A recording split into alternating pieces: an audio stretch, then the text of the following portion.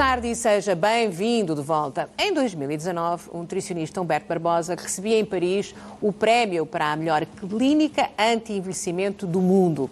O prestigiado galardão, considerado uma espécie de Oscar nesta área, encheu a equipa de orgulho, mas sobretudo foi sentido como um justo reconhecimento de várias décadas de trabalho. Portanto, daqui a pouco vamos conhecer o percurso então de um jovem sonhador que nasceu na Madeira e que conseguiu tornar-se numa referência mundial.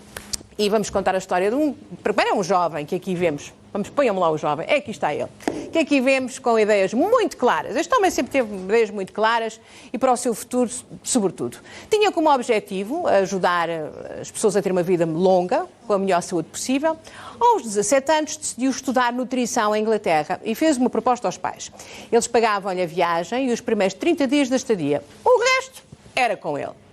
O que aconteceu depois está aqui.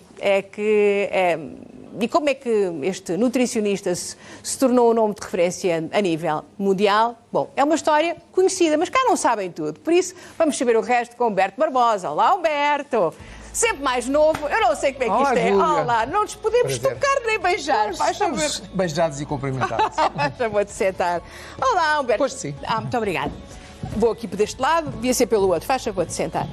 Humberto, que prazer, já não nos víamos há muito tempo, não é? É verdade, mas a Júlia está muito bem. Ora, isso é a sua gentileza, mas sim, sinto-me bem. E o Humberto, como sempre, está ótimo.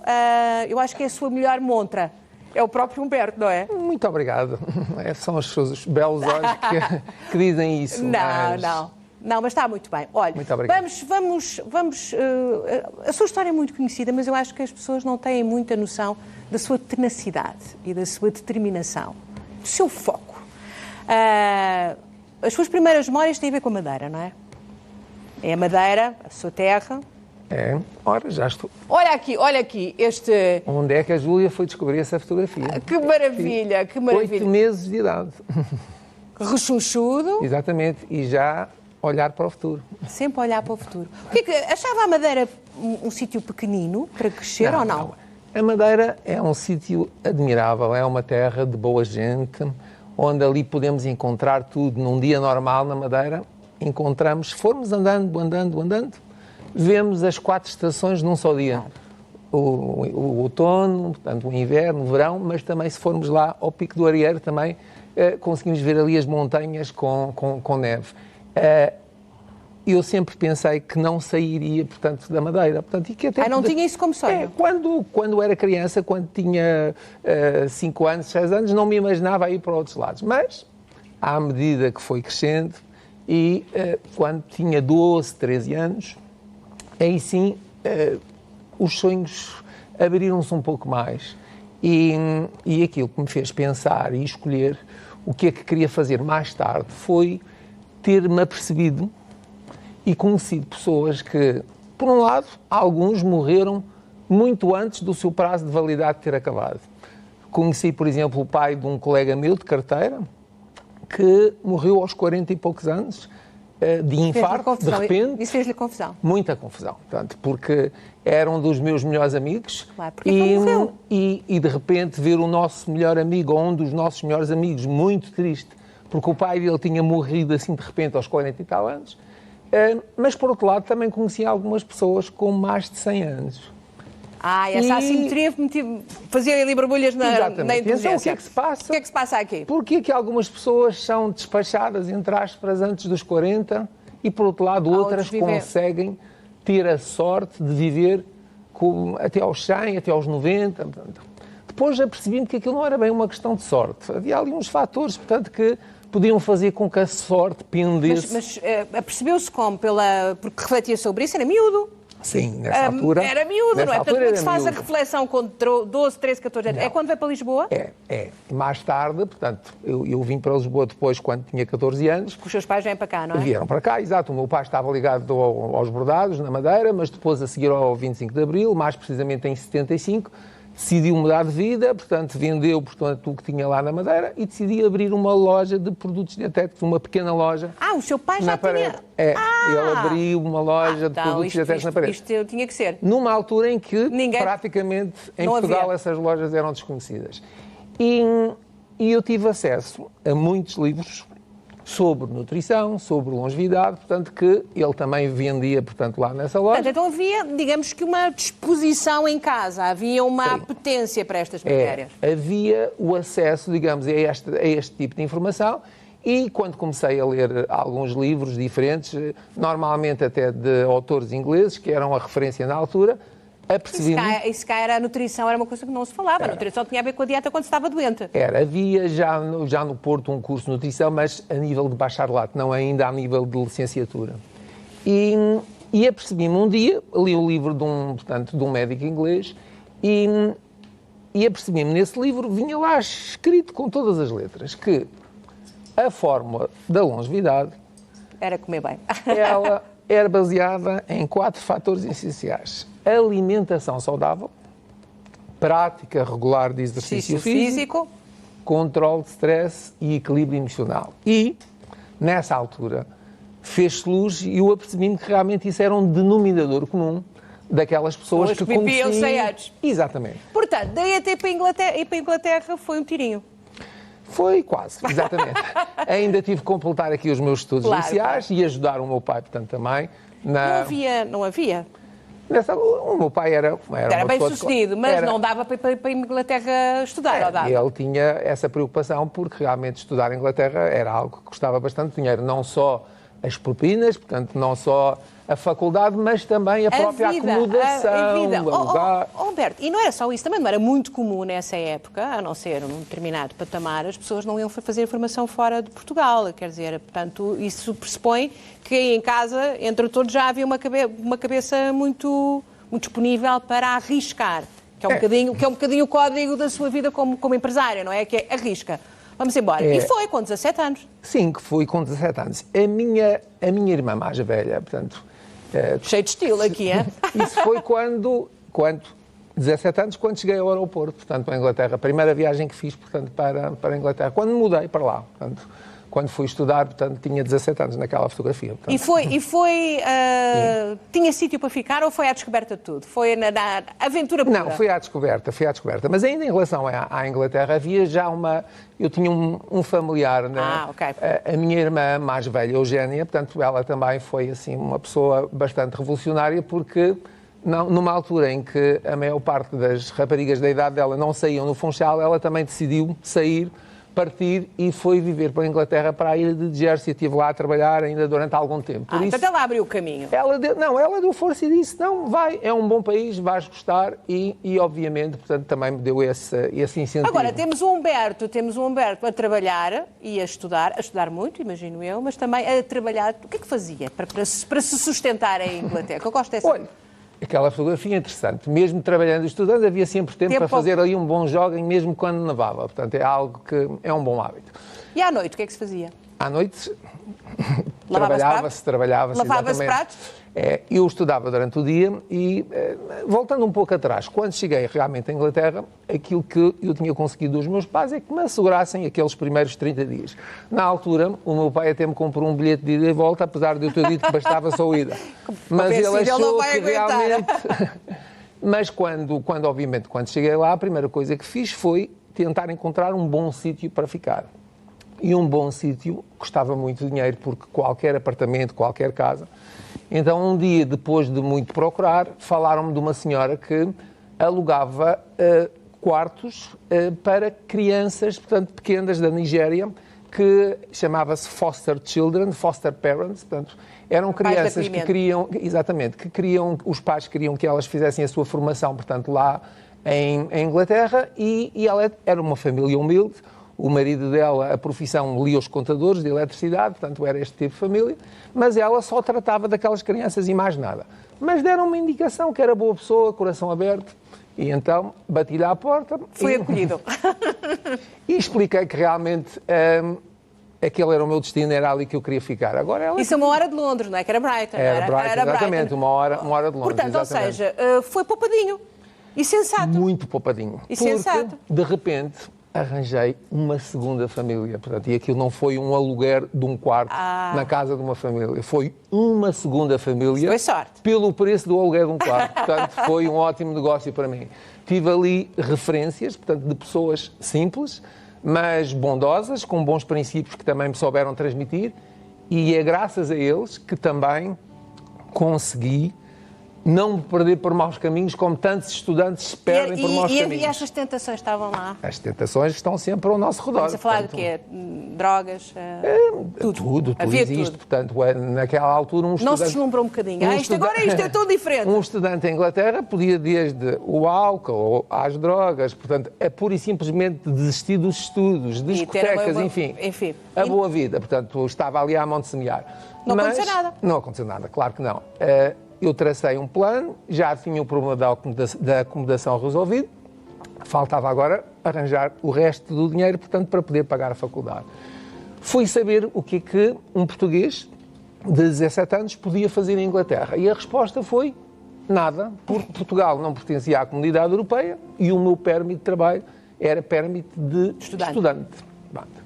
Depois de muitas conversas, portanto, de café, consegui saber que havia, portanto, um hotel, portanto, em Brighton, que contratava pessoas para fazer, portanto, para lavar pratos, porque eles faziam banquetes para 1000 pessoas, 1500 pessoas. Foi onde se deu o atentado da Margaret Thatcher, portanto, foi nesse hotel em Brighton, e eles contratavam da meia-noite até às 5 da manhã, portanto, 15 horas, e pagavam £1 a hora. Isso já era interessante. Era. Muito então, interessante. Eu trabalhava noite sim, noite não. Porque tinha que dormir uma noite, na noite trabalhava, não podia dormir, porque tinha aulas depois de manhã. Alberto, isso não era muito. Não era muito. Para um jovem de 17 anos e que fazia jogging todos os dias. Não, isso não. Olha, e essas coisas, portanto, estava num curso de nutrição, portanto, a fazer uma licenciatura em nutrição, já estava imbuído de uma série de princípios. Comia bem nesta altura? Ou estava agarrado à fast food? Não, comia bem. Comia bem, portanto, praticou sempre aquilo que preconiza. Sim. Não só comia bem, como eduquei aquela família inglesa a comer bem e a dar boa alimentação àquelas crianças da Nigéria. Então começou logo ali. Porque a primeira refeição, portanto, que eu recebi naquela casa, e nunca me esqueço, nunca me lembro, como se fosse hoje, eu cheguei, portanto, mudei-me de armas e bagagens, portanto, porque antes de estar nesta família, estive ali 15 dias numa guest house até encontrar, portanto, assim que encontrei esta família, mudei-me num sábado de manhã e num sábado à tarde e primeira refeição sábado à noite. E então a senhora que se chamava Grace disse, ela não me chamava Humberto, não sabia dizer, dizia Berto, portanto punha mais curto. Bert. E dizia, exatamente, Bert, temos aqui uma refeição especial porque o sábado à noite é um momento especial, não é uma comida qualquer, vais gostar. E eu a pensar o que é que ali vinha e então toasts, bean on toast. Traduzido, portanto, torradas, uma lata de feijão. Não era feijão fresco, e aquele foi realmente... E era a sofisticação e a abundância. Portanto, a partir daí pensou, tenho que virar isto para coisas mais saudáveis. Para mim, que tinha 17 anos e tinham bons hábitos alimentares, não era um problema. Agora, para aquelas crianças que eram pequenas e que realmente, com muito custo, consegui mudar essa mentalidade e ela depois aprendeu a fazer comida mais saudável. Quantos anos esteve por lá, Humberto? Eu tive 5 anos. Depois deste trabalho ainda tive mais 2 trabalhos. O primeiro trabalho, aliás, que eu tive não foi neste hotel, esse foi o segundo. O primeiro mesmo foi na equipa de limpeza do British Home Stores, que equivale ao continente cá do sítio. Portanto, andava nas limpezas. Exatamente. Limpezas, depois o hotel e depois o restaurante. 5 anos a trabalhar, regressa a Portugal e mesmo logo quando chega a Portugal já vem perfeitamente delineado na sua cabeça o que é que vai fazer do seu tempo e da sua capacidade de empenhamento. E aí lança-se no seu primeiro projeto de clínicas, não é? Aliás, a sua primeira clínica estava sempre vazia, não é? O meu primeiro consultório estava sempre vazio. Não existiam clínicas. Estava sempre vazio, não é? Sim. Devia ser uma aflição. Quando eu comecei a trabalhar, na altura, portanto, não havia, portanto, possibilidade de comunicar através das redes sociais. Estou aqui. Por isso, anúnciozinho no jornal local, portanto, que era o jornal da região, portanto, e a dizer que tinha um consultório na parede, nutricionista que acabava de chegar à Inglaterra, que fazia uma série de coisas. As pessoas, muita gente nem sabia o que era nutricionista. Quantas pessoas é que apareciam por semana? Por mês, 3 ou 4, para aí. Mas não desistiu. E descontando a família e os amigos, se calhar nem isso dava, não é? Mas não Portanto, desistiu. não, claro que não. Então, Até que um dia é entrevistado, não é? o primeiro milha é para os pardais. Claro. Portanto, um dia é entrevistado, aparece nos jornais e aqui está. Exato. Nutricionista quer ensinar a viver bem. Um dia tenho uma cliente que era jornalista do Correio da Manhã, a Moema Silva, portanto, Perfeitamente. que ainda é uma jornalista, portanto, da atualidade, que entretanto se tornou minha amiga, portanto, para o resto da vida, como é óbvio, e que disse que queria fazer-me uma entrevista no Correio da Manhã porque achou o meu trabalho interessante. Lá fizemos a entrevista, pensei que iria sair uma coluna Coisinha pequenita. numa página muito refundida, portanto, Lá para o ao povo. lado de um tema qualquer que não tivesse interesse nenhum. Quando chegou à altura, ela ligou-me e disse, olha, no próximo fim de semana compra o jornal porque vai sair a sua entrevista. Quando comprei o jornal, chamada de capa, portanto, Maravilha. a notícia do jornal era metade da primeira página, Oliveira partiu a perna e não vai poder jogar pela Seleção Nacional. Oliveira da Oliveira de Esportes, portanto, esse jogador. Esse jogador. E por baixo, nutricionista quer ensinar a viver bem. E assim começa uma linda aventura. Abrimos o jornal e as duas páginas centrais estavam completamente ocupadas com a entrevista. E aí começa então uma linda aventura que tem agora quantos anos? 30? 38. 38. Já a bater os 40, A não é? partir daí o telefone começa Não parou. a tocar, de tal maneira que dos 3 clientes por mês, o meu horário de trabalho mudou para primeira consulta 6 da manhã e última meia-noite, porque era tanta gente, loucura. e aquilo era um consultório pequenininho que não dava para atender várias pessoas ao mesmo E tempo. aí multiplicam-se as clínicas pelo país todo. Aí, portanto, E aí começa o que as pessoas já conhecem, não é?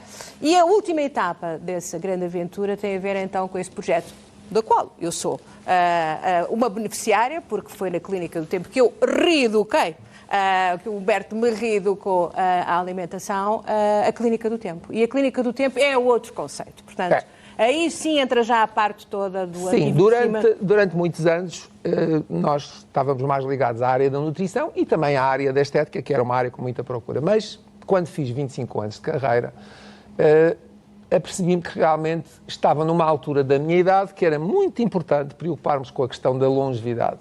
E isto porquê? Porque se nós tivéssemos que descrever a nossa existência só com gestos, é muito fácil. Temos uma fase ascendente, depois temos uma linha reta e depois é sempre a descer. Agora, a descida pode ser inclinadíssima, chegamos lá abaixo num instante, ou pode ser tão pouco inclinada que demora uma eternidade. E é isso que um especialista em anti-envelhecimento faz, ajuda a tornar a inevitável descida das pessoas o mais suave possível. Mas estamos a falar só de saúde ou estamos a falar também do exterior, da estética, da... As duas coisas têm que estar sempre ligadas, porque nós dizemos por brincadeira, falando muito sério, aos nossos clientes, que na Clínica do Tempo, para se ser mais belo, temos que ser mais saudáveis. Porque a verdadeira beleza tem que vir de dentro de nós e ela tem que refletir um completo estado de bem-estar físico, mental e emocional. Se nós não tratarmos de dentro para fora, digo isso muitas vezes... Como acabámos de ver aqui há bocadinho com aquela menina que aqui está. Exatamente, que é um ótimo exemplo. É a mesma coisa, quem tratar por fora sem se preocupar com dentro, é a mesma coisa que estarmos com uma linda roupa em qualquer sítio, mas por dentro a nossa roupa interior está cheia de buracos e velha, portanto não faz sentido.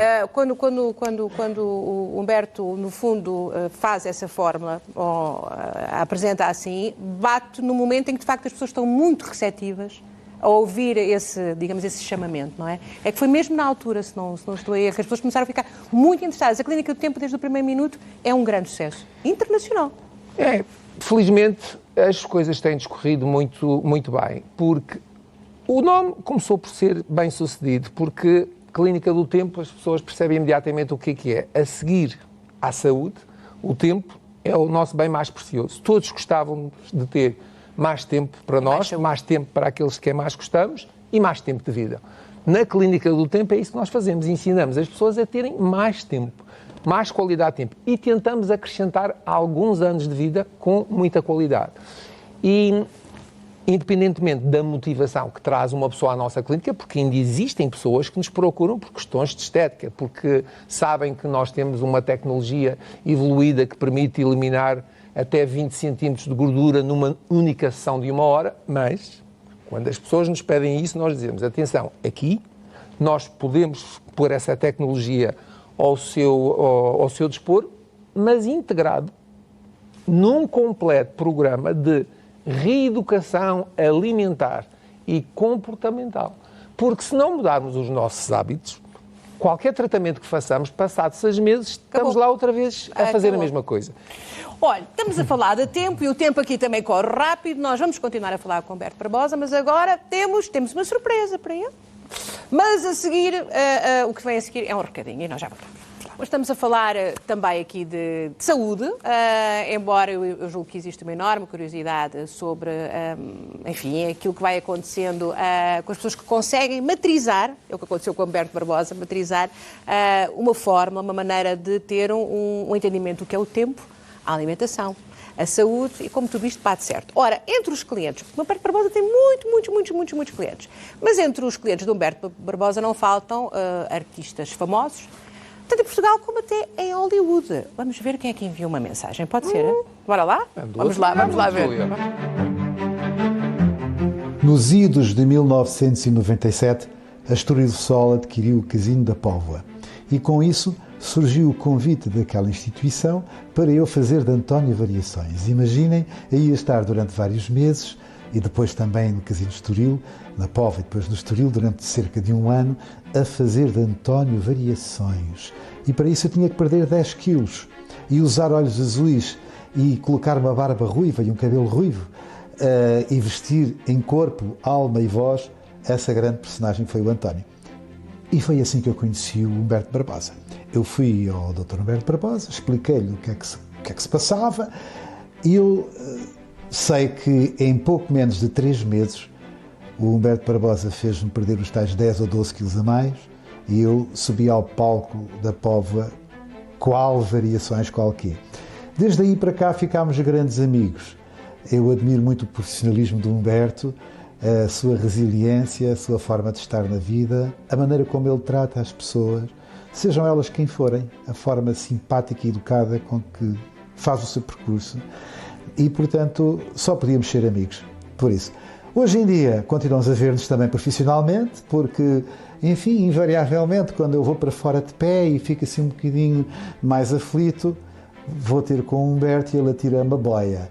Atira-me aquela boia de salvação, que são umas dietas mais adequadas, pode ser um liposhaper, pode ser pronto, aqueles tratamentos não invasivos que ele consegue, de alguma maneira, proporcionar e que me fazem ser este rapaz simpático que está aqui à vossa frente. Obrigado, Humberto. Parabéns.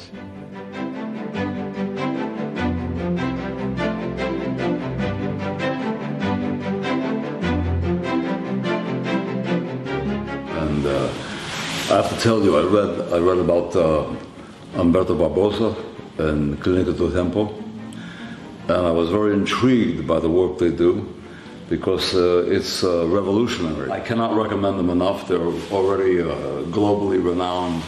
Humberto Barbosa is a legend, so I can only tell you you'd be in the very best hands.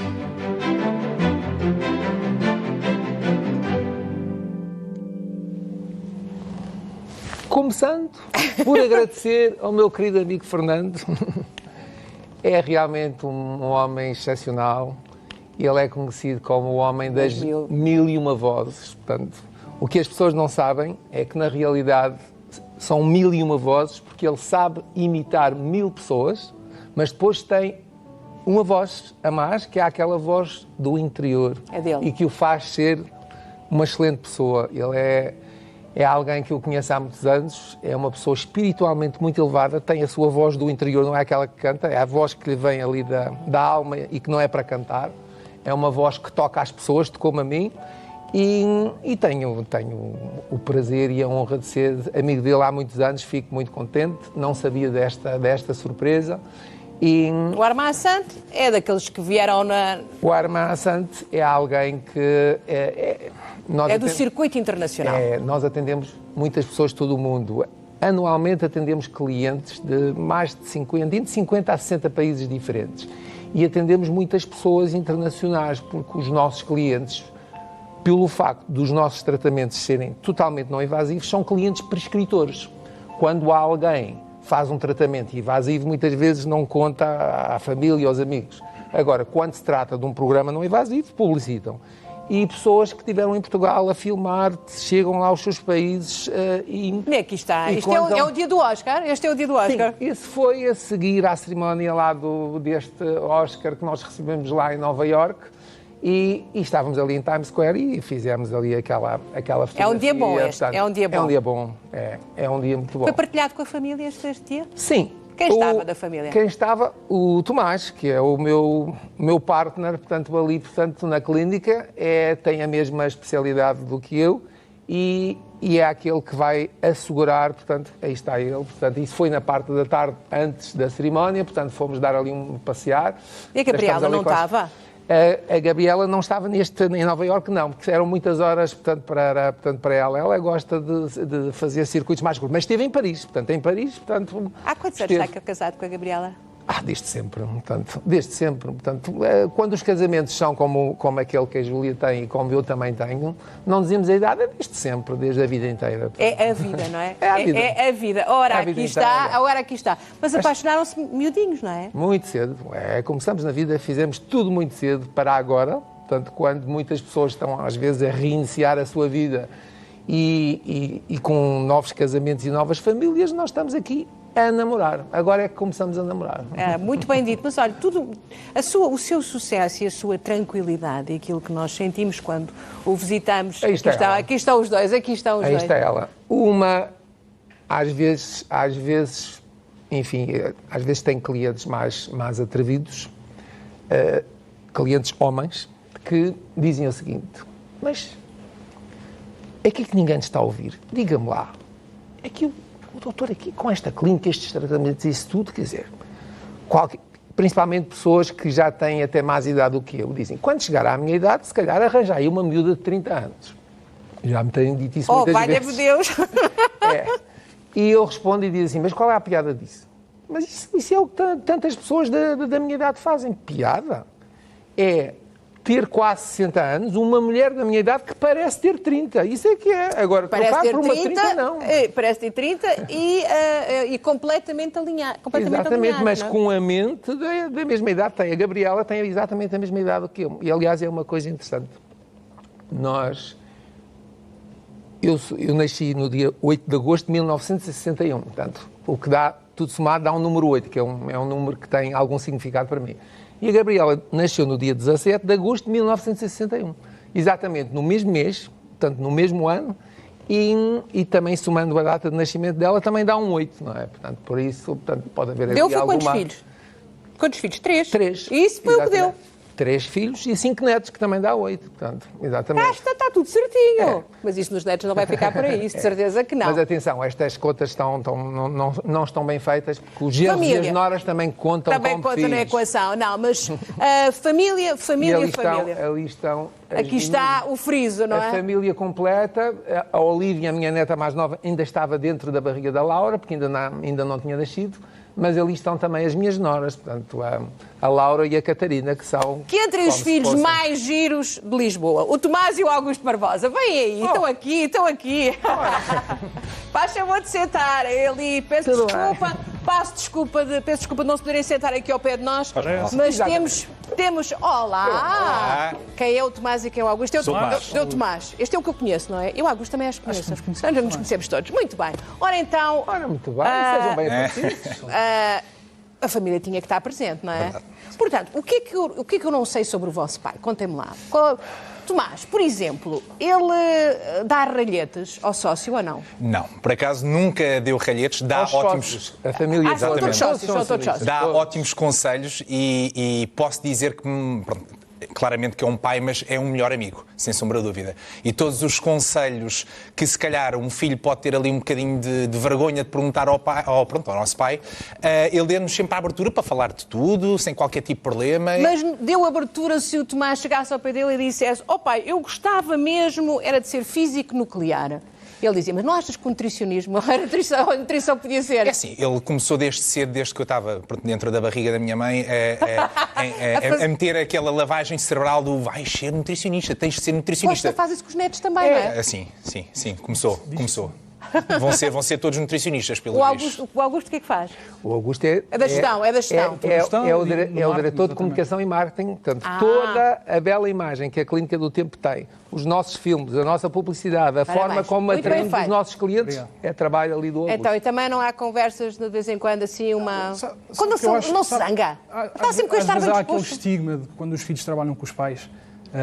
Existem ali algumas caramuças.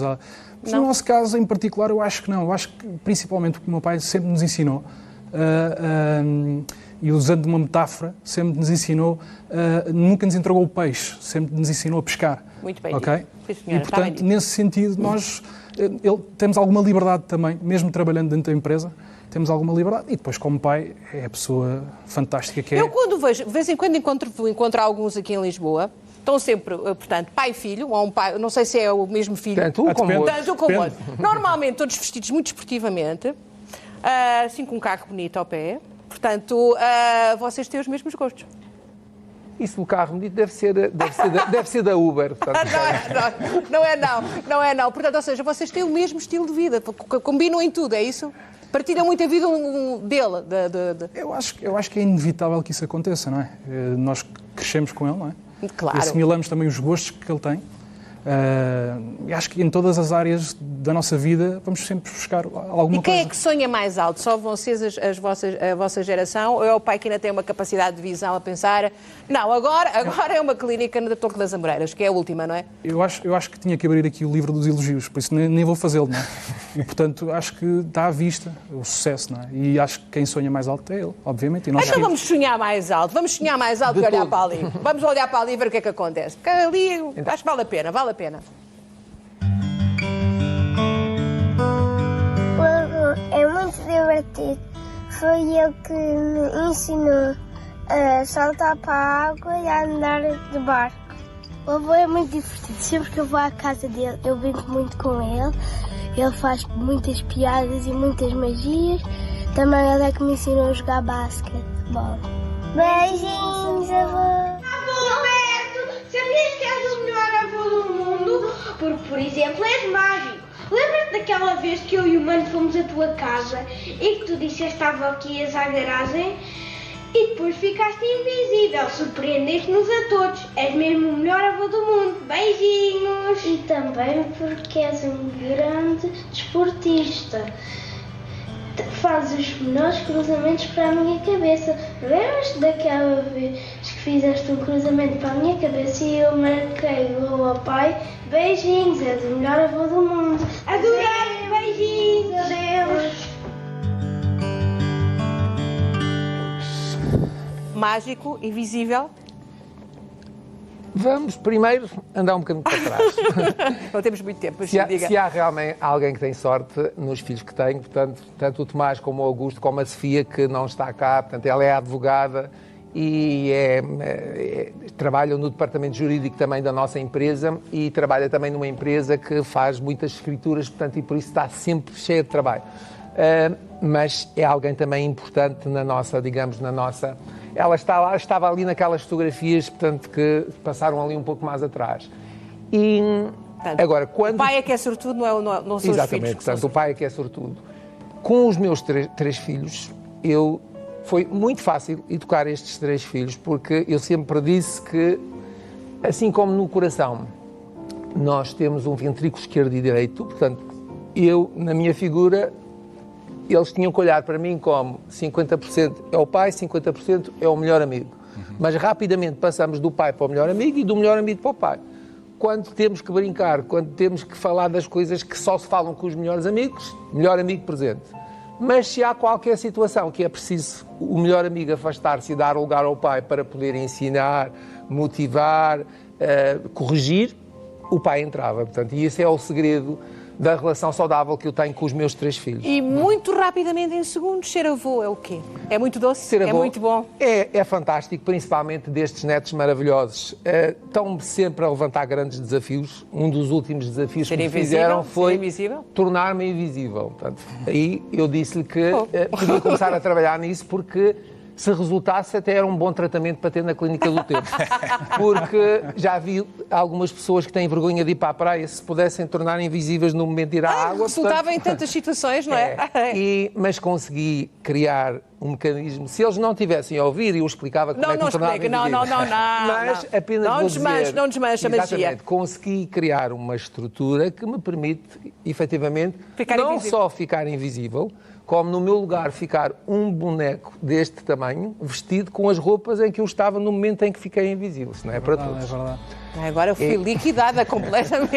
Exatamente. Meus amigos, quero agradecer muito terem aceito este convite hoje para estar aqui a conversar um bocadinho. Ainda tínhamos que falar da clínica aberta em contraciclo, as coisas que estão a acontecer, mas já não temos tempo. Muito obrigada. Muito obrigada. Júlio, muito obrigado pelo convite também. Muito obrigada.